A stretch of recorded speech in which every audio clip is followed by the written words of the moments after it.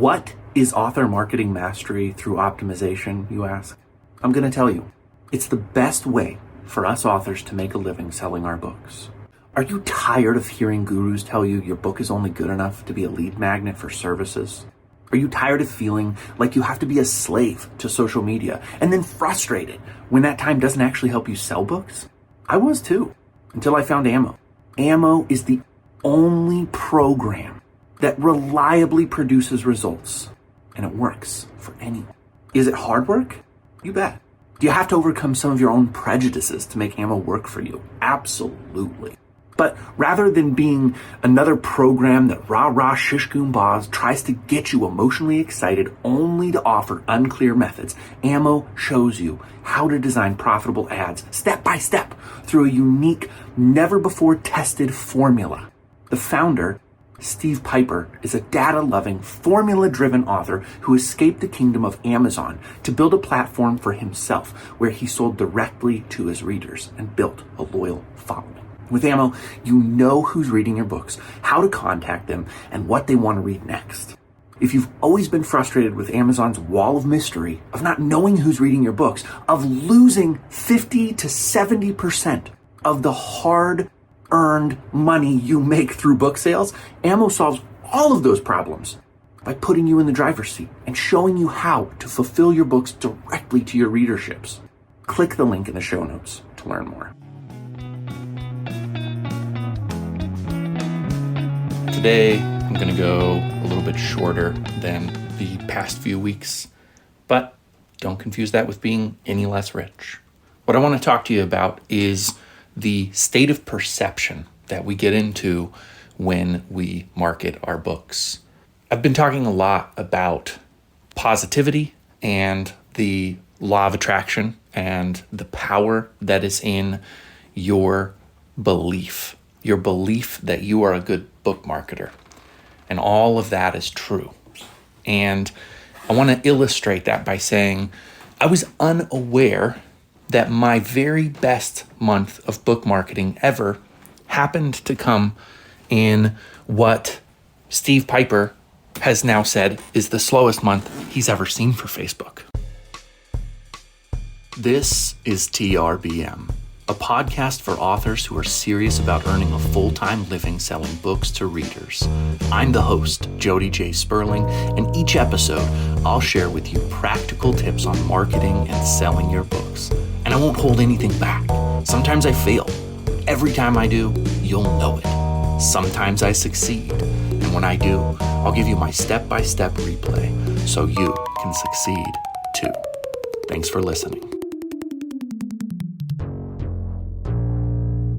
There was a fair amount of negativity in the Ammo group on Facebook. If you're part of the Ammo community, you are in the private Ammo group, and you can talk to other people who have been here, who have done $90,000 of book sales in a month. Some people have done more.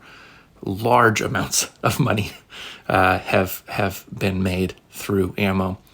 And also brand new people like me who have been less than a year at it, but are starting to experience success. Steve put out a video post on the group and said, hey, in the 6 years that I've been doing this, I've definitely seen my ups and downs. This is definitely the worst month that I've seen. And he reframed everything by saying that Facebook still has the largest market share. And that's an important thing to keep in mind, larger than Google, which includes YouTube. So Facebook is the place to advertise your books, and they have really valuable data. Now, the reason that I think this is interesting is because nobody told me at the beginning of the month that other people were having trouble. In fact, I have stayed off the group for the most part. For that reason, I didn't want to see if other people were having a great month and I was just experiencing a fluke. I didn't want to see if it was a tough month. I happened to get on there because I was looking to source a few more guests for the show, and I wanted to ask people's opinions and thoughts on other comic expos. So On that note, I did talk with David Scher. It looks like we're getting ready to plan that episode to break down Cincinnati Comic-Con. I'm really looking forward to that. I think you're going to love the insights and the energy and everything about that. And I'm also planning with my friend and sometimes roving co-host Rich, who is host of the Bedtime Stories for Insomniacs podcast, as well as Heather O'Brien, who's been a frequent guest on the podcast and part of the hashtag writers group with me, and Juliet Willows. We're going to be doing some comic expos, some book fairs, and different things like that. In fact, I will be shortly going to an indie book fair at the Iowa Fairgrounds in Des Moines. So I'll have something to report on that and let you know how it goes. Seems like a great way to get new readers and meet people in person and start to build a relationship. So I'm really excited to do those things. Anyway, what I'm saying here is, had I known that this was going to be the worst month for Facebook, I might have looked at my performance this month, which has just been profitable up until the last couple of days. And I might have been over the moon excited that where other people were struggling, I was hitting my stride. I didn't know that. And throughout this time, I've had moments of real struggle. I've had moments where I thought I simply cannot be the kind of positive force in this world that I need to be to call things toward me. I just am too influenced by moods. And I do want to tell you, I struggle with desperation. So if you're out there listening right now and you've been trying to get more readers for your books and trying to sell things, and you're like, I have tried everything I possibly can, I would literally sell my body if I could just get some readers. If you're that person, you're in good company. Well, I don't know if you can call me good company, but you're in company because I have felt desperation most days of my existence, my life. I find a lot of times that I dwell on wanting to prove people wrong. Recently, there's a person in my life whom I love and respect, who thinks that Ashley, my wife, going back to a W-2 so that we don't have to sell the last of our rentals, is really harmful to my family. And so that person has been kind of making some underhanded comments about how I'm a housewife now. And, I want to say that I've been really strong and resilient, and I haven't let those comments bother me, but they further stoke my desperation, my desire to prove people wrong. But you know what you don't get out of a heart of trying to prove people wrong? You don't get abundance. You don't get joy. You don't get happiness. Right here, right now, today, you have to choose to be happy, knowing that what you have is materializing, that it's already yours, and you just haven't run into the point where you're holding it in your hands. And now time for a little ad break. Have you ever heard of the Luke in Time Mysteries? If you're listening to this podcast, chances are you have. The host is also the author. The Luke in Time Mysteries are for anybody who likes a little R-rated action with a bit of magic, as well as characters who do incredibly unlikely things, such as drink 2 gallons of bourbon in a single sitting. It's local, it's place-driven, it's voicey, it's hard-boiled. And where does all of Lyle's food come from? Find out these details and more when you buy the Luke in Time Mysteries. Click the link in the show notes, and we have every format available. Don't miss your chance to get a 60% discount just for being a podcast listener. Now back to the show. I'll try an analogy. It's probably a bad analogy. Poke holes in it. Make a comment on the Substack. Subscribe to my Substack so that you can have the robust experience of community comments. You can comment on the thread and get to know other writers and other book marketers and movers and shakers. But anyway, let me know that I'm wrong with this analogy. But if you have 10,000 head of sheep and you're a free-range shepherd? What the heck do you call them? There's a you could do cattle too. There's free range though. That happens more in Montana. Anyways, good grief, it's a terrible analogy. The point is, if you can't see all 10,000 cows, are they still yours? If it's going to take you 5 hours to get to one of the cows because it's grazed so widely, is it still yours? Do you still own it?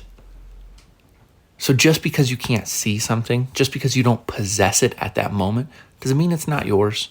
The other analogy that I've been dwelling on a lot, if you don't mind me going back into this place of talking about manifesting and calling to us what is ours, the law of abundance, the law of love.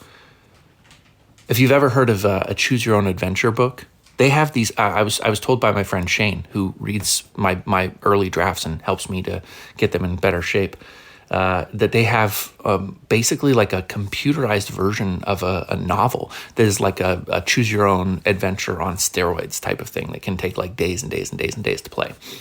But I'm thinking about that, and I'm thinking about this idea of what already is ours. And when someone hands you that choose your own adventure book, or really a video game works too, if you're a gamer, everything that can happen in the video game has already happened.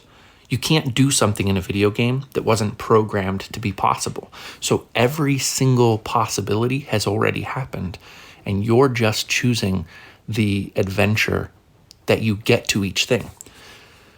I'm a really big fan of Zelda. I don't know if anybody out there is also a fan of Zelda. When I was a child, I played the early games. I think Link's Awakening was the first Nintendo version of the game.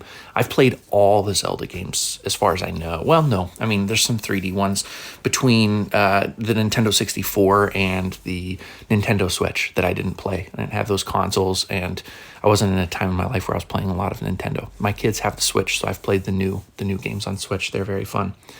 And they serve another kind of a analogy, is that those games, if you wanted, you could just go straight from the very first scene. You could run across the map. You could go fight the big bad guy.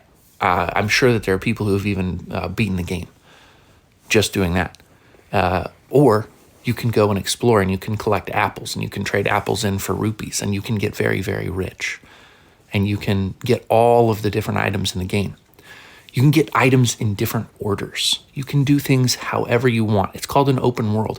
Every possibility is open to you, and you get to choose what your character is like and how powerful your character is in the game and what order you do everything. That blew my mind the first time I played that game. And it's blowing my mind all over again that is what we are experiencing in this life. If you can envision it, if you can imagine it, you can call it to yourself. It's already yours. I know there's going to be somebody listening who's like, yeah, well, I had my arm chopped off. What if I can just envision regrowing it? Will it regrow? You can actually go look. There are studies done right now where limbs are being regrown. So technically, yeah, it's possible. You can't look at the stump. Stumpy. Sorry, if you're an amputee and I just called you Stumpy, I apologize. Just the person who brings up this objection is never the person who's actually suffered the amputation. Have you ever noticed that? People who object to things are never actually the victim of the things they're objecting to. That's weird. Anyway,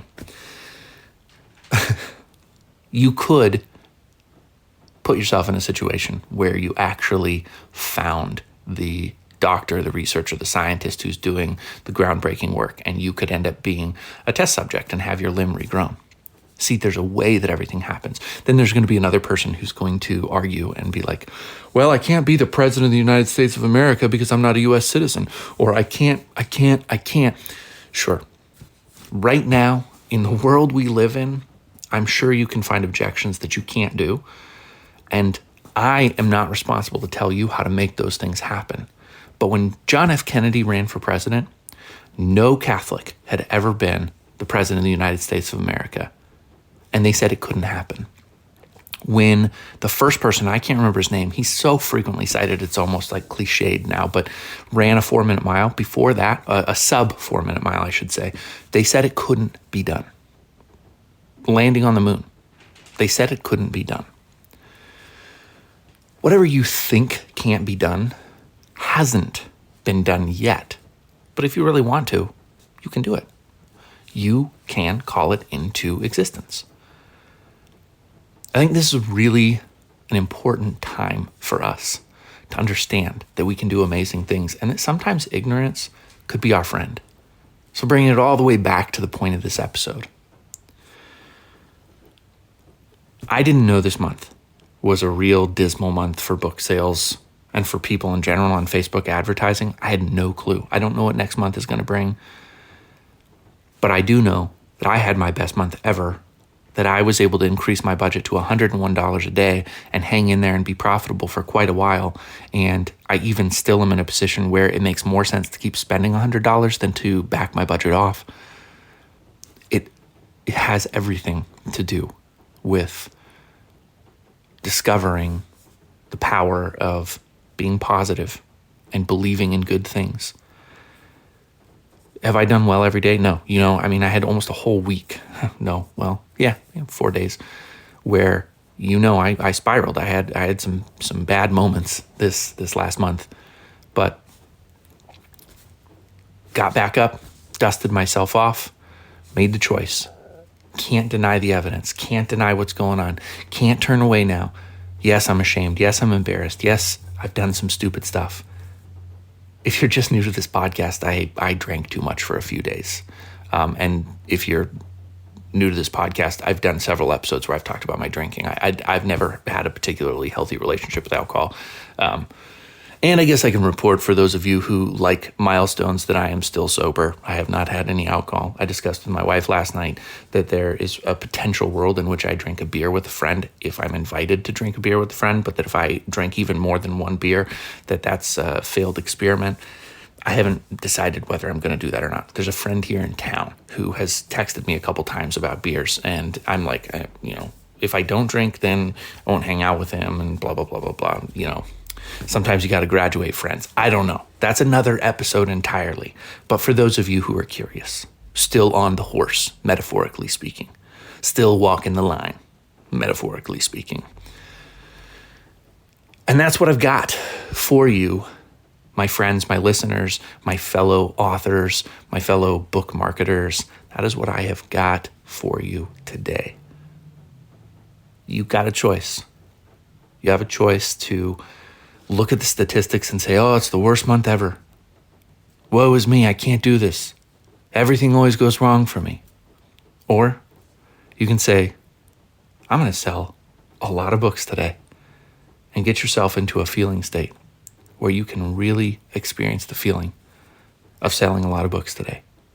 And if you can do that and you don't see results, I want to hear from you. I want to hear from anybody who knows for sure that they were in a feeling state where they felt the reality of having done something and failed at it. And there's a huge difference. I said I was done, but I'm going to finish with one more kind of analogy. If you're a sports fan, this one probably will land for you, but there's something called the home run feeling. If you've ever watched a baseball game and somebody comes up to bat, you'll just have this spontaneous moment when they step into the batter's box of like, oh, they're going to hit a home run. And it's so matter of fact when it comes over you. There's no doubting when you have it. That doesn't mean that you don't wish and just feel desperation for it to happen in certain moments. I mean, gosh, I'm a Cubs fan. I have been desperate for the home run so many times. But there's just these rare occasions where you have the home run feeling. There's one that's caught on video. I'll see if I can link to it. My wife videoed it. My sons and I are watching the Cubs. Javi Baez was up to bat, and we were all cheering for him. Javi, Javi, Javi. His pitch, and he goes down. He's in a 2-strike count, and I looked over at my wife, and I was like, it's okay. Javi's always best in a 2-strike count. And literally the next pitch, he hit out of the park. And it was this moment of just, it's beautiful because you knew it was going to happen. You were cheering for it. You felt the confidence. You even proclaimed it, and it happened. Again, there's so many times when you're desperate. And that's why it can be difficult in retrospect. That's the weird thing. It can be difficult in retrospect to determine what is inspired feeling and what is desperation. Because when you look at him from behind, you're like, well, what if he hadn't hit that home run? Then I would have labeled that as desperation. But it's because he did that then I say it's inspired. Not exactly a chicken and egg argument, but kind of like that. So you have to look deep in yourself and say, hey, is this inspiration? Am I really feeling? Did I really have the feeling of it? but also know you can create the feeling. You can do things. There are really great books out there by very reputable people. I keep mentioning her. Dr. Tara Swart-Bieber is going to be a guest on this podcast in the near future. Still working to get a date scheduled, but she's very receptive to it and open to it. We've been talking. It's fun. She is a doctor of the highest degree, doing some of the most important research out there on the law of attraction. She has an amazing podcast, which, by the way, you should listen to the last 2 episodes. Reinvent Yourself by Dr. Tara is a great podcast, and season 2, episodes 1 and 2 are both phenomenal. Really, really good stuff. A little less on the manifestation, but still kind of like right there. And it's just about neuroplasticity is what she's calling it these days. So I do sense that she tries to distance herself from like the real Swami weird peoples. And I can understand that because sometimes the woo-woo gets even woo-woo for me, but then sometimes it doesn't.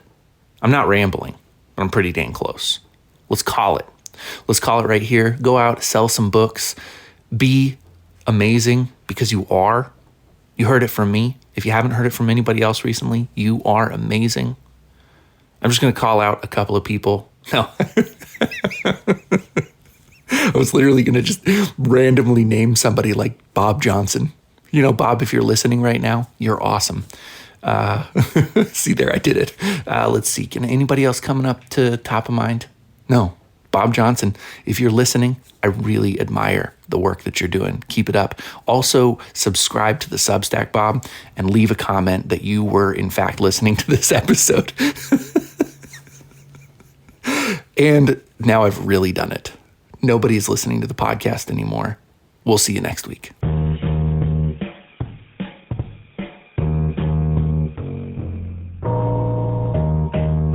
Thank you for listening to TRBM. The theme music was provided by the ever-talented Christopher Talon. And hey, if you liked what you heard, share this show with other readers because what's the point of telling stories if nobody's listening?